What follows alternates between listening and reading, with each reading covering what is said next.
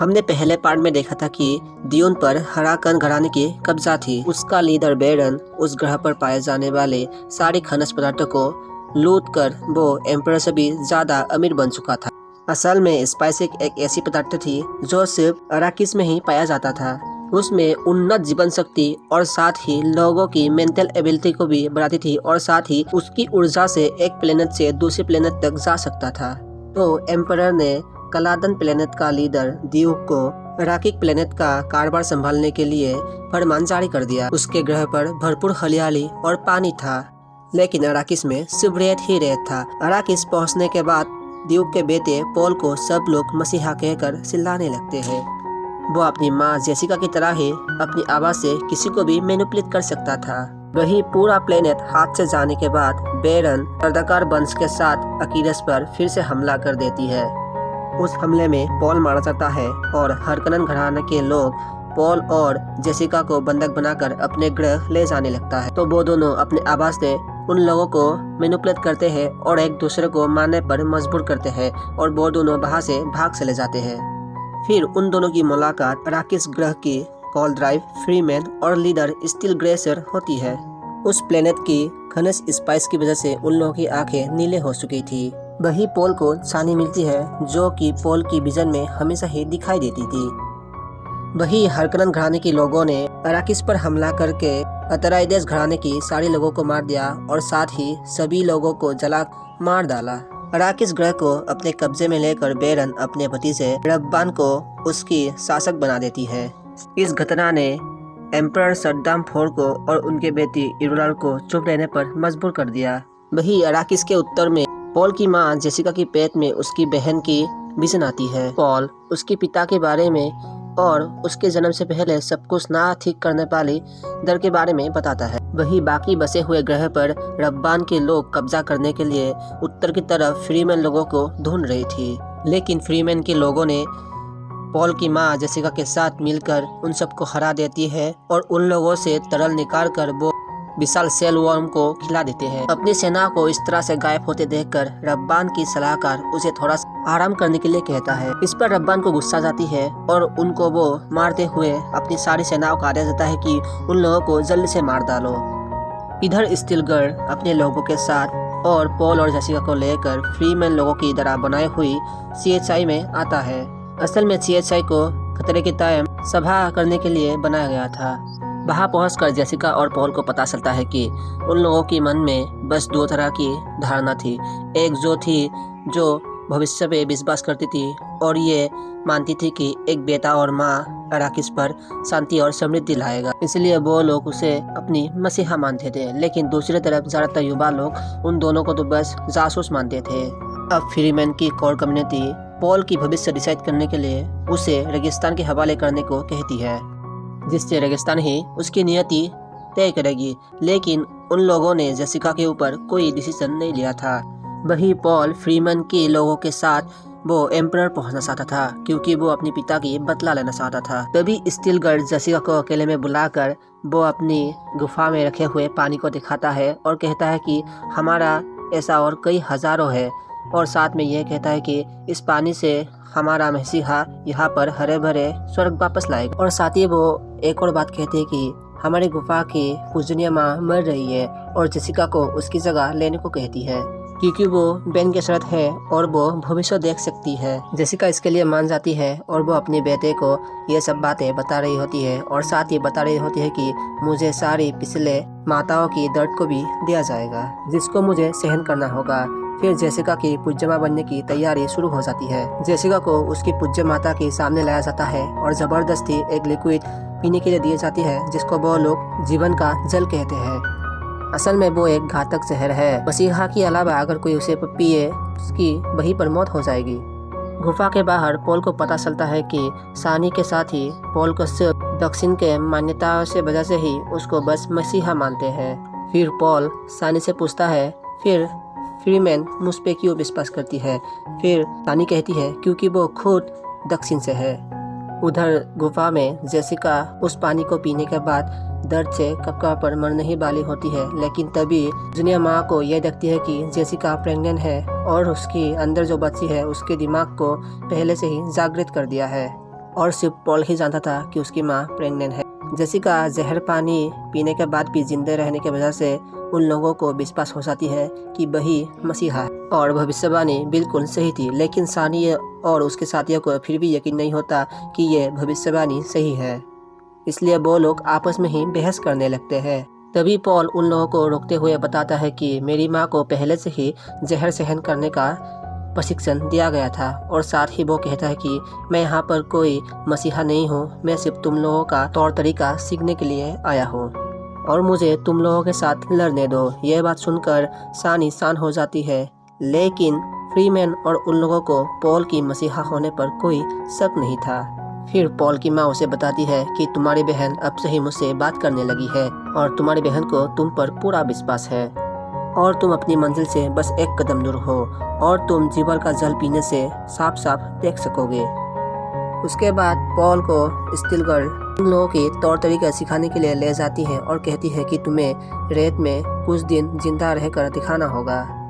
तो सानी उसे रेत में चलने का तरीका और जिंदा रहना तरीका बता देती है। सानी को पॉल की फिक्र होने लगी थी, लेकिन एक दिन हरकनन लोगों की उन लोगों के एरिया में खनन करने के लिए आई हुई होती है और उन लोगों के बीच फाइट शुरू हो जाती है। पॉल सानी को हमले से बचाते हुए उन लोगों की पूरी मशीनरी ही उड़ा देती है और उसकी बहादुरी देखते हुए फ्रीमैन और उनके लोगों ने उस उसूल और मुआदिन की नाम से नवाजती है। उसूल का मतलब स्तंभ का आधार होती है और मुआदिन का मतलब रेगिस्तान में बसे रहने वाले कैंगारू की होती है। अब पॉल को वो लोग अपनी समुदाय की ही हिस्सा मानती है और सानी भी उसकी तरफ सम्मान जताते हुए ये कहती है कि उसका फ्रीमैन नेम सिहाया है, जिसका मतलब रेगिस्तान में बसंत होता है, और वो दोनों एक दूसरे के आकर्षण में एक दूसरे को किस कर लेते हैं। पॉल फ्रीमैन लोगों के साथ मिलकर स्पाइसी खनन को कई बार रोक देते हैं और यह सब देखकर बेरन अपने भतीजे को काम में गिरावट होने की वजह से चेतावनी देती है। वही पॉल को एक विजन आता है और वो सानी को बताता है कि अगर मैं दक्षिण में गया तो मुझे कोई एक अनुशासन करेगा, जिसकी वजह से वहाँ पर एक बहुत बड़ी युद्ध शुरू हो जाएगी, जिसकी वजह से कई लाखों लोग भूख से ही मर जाएंगे। उसके बाद पॉल सवारी करने के लिए सेनवोम को बुलाती है, लेकिन वो अब तक का बहुत बड़ा सेनवोम था। इससे भविष्यवाणी की एक और बात सच हो जाती है। जेसिका इस बात को सारी तरफ फैलाने के लिए कहती है, जिससे सभी फ्रीमैन पॉल के साथ दक्षिण में जा सके, क्योंकि वहाँ पर पॉल को पहले से ही अपना मसीहा मानते हैं।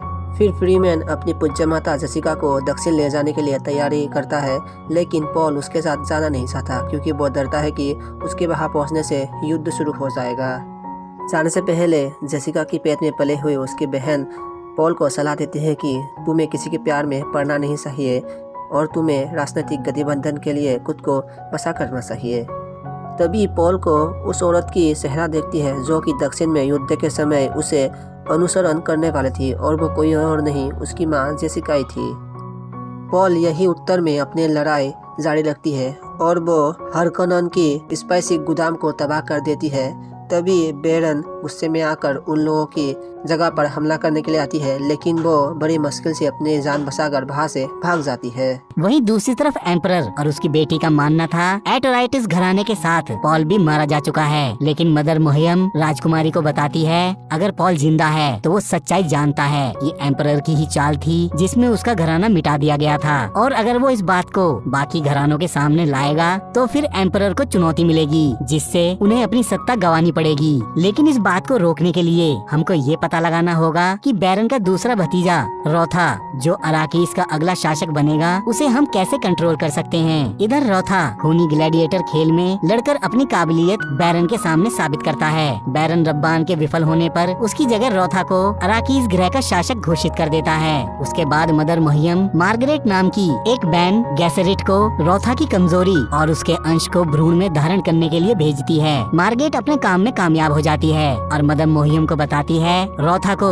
सेक्सुअली कंट्रोल किया जा सकता है। इधर अराकीस पर पॉल के पिता का दोस्त और उसको हथियारों की शिक्षा देने वाला हाले तस्करों के साथ मिलकर स्पाइस चुराने की कोशिश करता है, तो फ्रीमैन के साथ लड़ाई में पॉल उसको पहचान कर अपने साथ ले आता है। पॉल उससे उसके पास हथियारों की कमी के बारे में उसे बताता है। इस पर हालेक उसको और फ्रीमैन लोगों को उस जगह लेकर जाता है जहाँ पॉल के पिता ने परमाणु हथियारों को छुपा रखा था, और वो जो पूरे ग्रह को ही नष्ट कर करने के लिए काफी थे। वहीं जेसिका पूज्य माँ के रूप में दक्षिण में मसीहा के आगमन का प्रचार प्रसार कर रही थी और पॉल ने उत्तर में स्पाइस के खनन को लगभग रोक ही दिया था। इस बात की खबर राजकुमारी को भी थी। वो जान चुकी थी ये दोनों बातें युद्ध की तरफ इशारा कर रही हैं। इधर जेसिका के सामने जीवन का जल एक छोटे सैंड वॉर्म को पानी में डुबाकर उसको मारने के बाद उसी के अंदर से निकालकर उसको दिया जाता है। तो जेसिका कहती है बहुत ही जल्दी एक आदमी यहाँ आएगा, ये उसको देने के लिए बचा के रखो। इधर रोथा सीएच पर हमला करके उसे नष्ट कर देता है। तभी दक्षिण की वार काउंसिल सभी लीडरों को मीटिंग के लिए बुलाती है। तो स्टिलगर घायल होने की वजह से पॉल को उसकी जगह दक्षिण जाने को कहता है, लेकिन जो युद्ध के विजन पॉल ने देखे थे वो उस तबाही के डर से जाने से मना करता है। साथ ही वो जानता था वहाँ चानी की मौत निश्चित है। फिर रेगिस्तान की आत्माएं पॉल को जीवन का जल पीने के लिए कहती हैं, क्योंकि उसी की शक्ति से वो भविष्य को साफ देख पाएगा। तो वो चानी के एक दोस्त को वहीं छोड़कर दक्षिण की तरफ निकल जाते हैं। रोथा सियाच में आकर उसे मार देता है। इधर दक्षिण पहुंचकर पॉल जीवन का जल पी लेता है और कोमा की हालत में पॉल को अपनी बहन उसी ग्रह पर समुद्र के किनारे दिखाई देती है जो युवा है। साथ ही वो परिवार के कुछ गहरे राज उसको बताती है। तभी चानी भी उसी मठ में पहुंचती है और वो देखती है पॉल की जहर पीने की वजह से मौत हो चुकी है। तो स्टिलगर चानी से कहता है कि पॉल एक मसीहा है और उसको सिर्फ रेगिस्तान की बसंत के आंसू ही वापस जिंदा कर सकते हैं। फिर जेसिका के मैनिपुलेशन से चानी अपने आंसू को जीवन के जल के साथ मिलाकर पॉल के होठों पर लगाती है। तभी पॉल फिर से जिंदा हो जाता है। उसे देखकर सभी उसको सच का मसीहा मानकर उसके आगे झुक जाते हैं। फिर पॉल अपनी माँ से कहता है तुम बैरन की बेटी हो, क्या इस बात का पता मेरे पिता को था? तो जेसिका कहती है ये बात मुझे भी तब पता चली जब मैंने जीवन का जल पिया। पॉल जान चुका था वो एक हारकोनन है, ना कि एटराइडस। फिर पॉल पूरे फ्रीमैन समुदाय और अपनी माँ के सामने आता है तो उसको स्टिलगर को मारकर उसकी जगह लेने को कहा जाता है। पॉल उनकी इस परंपरा को रद्द करते हुए उन सभी के अतीत के बारे में बताकर अपने आप को मसीहा घोषित कर देता है और सबको स्वर्ग ले जाने वाली बात कहता है, जिसका चानी को छोड़कर सब समर्थन करते हैं। वो अपने पिता की अंगूठी के सिग्नेचर की मोहर लगाकर एम्परर को चुनौती भेजता है। वहीं राजकुमारी को पता चलता है कि एटराइडस घराने को नष्ट करने का सुझाव मदर मोहियम का था, क्योंकि वो जान चुकी थी आने वाले समय में एम्परर अपनी गद्दी से हटा दिए जाएंगे और फिर एटराइडस का राज्य कायम हो जाएगा। लेकिन एम्परर का घराना गद्दी पर बना रहे, इसीलिए राजकुमारी को गद्दी पर बैठने वाले के साथ शादी करनी होगी। ये मदर मोहियम का प्लान था। फिर एम्परर चुनौती के चलते राजकुमारी और मदर मोहियम के साथ अराकिस आता है। वहीं पॉल और उसके लोग युद्ध की रणनीति बनाते हैं। एम्परर बैरन से पूछता है उसको चुनौती किसने दी, तो वो एम्परर को कुछ भी नहीं बता पाता। इस पर एम्परर कहता है ड्यूक जिंदा है और तुमने उसका पता तक नहीं लगाया। फिर वो बैरन की सप्लाई सपोर्ट सिस्टम को तोड़वा देता है। तभी एक रेत का विशाल तूफान उमड़ पड़ता है, लेकिन पहाड़ियाँ उसको रोक देती हैं। तो पॉल पहाड़ी पर परमाणु हमला करके रेत के तूफान को युद्ध क्षेत्र में आने का रास्ता दे देता है और खुद लोगों के साथ सैंडवर्म्स पर बैठकर दूसरी दिशा से बैरन और बाकी उसके मददगारों की सेना पर हमला कर देता है। फिर तीसरी दिशा से पॉल के पैदल सैनिक हमला कर देते हैं। उसके बाद पॉल बैरन के सिंहासन वाले कक्ष में आकर सबके सामने बैरन को ग्रैंडफादर बोलकर उसकी हत्या कर बाकी सभी को बंदी बना लेता है और अपने लोगों से सभी कैदियों को रेजिडेंसी में लेकर आने को कहता है। और पॉल के कहने पर हालेक अपने लोगों के साथ बैरन की सारी सेना को खत्म कर रब्बान को भी मार देता है। फिर फ्रीमैन दुश्मनों की सारी लाशें वैसे ही जलाते हैं जैसे उन्होंने एटराइडस की जलाई थी। इधर रेजिडेंसी में सभी कैदियों और एम्परर को लाया जाता है। वहीं पॉल चानी से कहता है जब तक मैं जिंदा हूँ तब तक मैं सिर्फ तुमसे ही प्यार करता रहूंगा। और उसके बाद एम्परर को अपना परिचय देकर हालेक से कहता है अगर बाकी किसी भी महान घरानों ने हम पर हमला किया तो वो स्पाइस के सारे भंडार क्षेत्र को परमाणु से उड़ा देगा।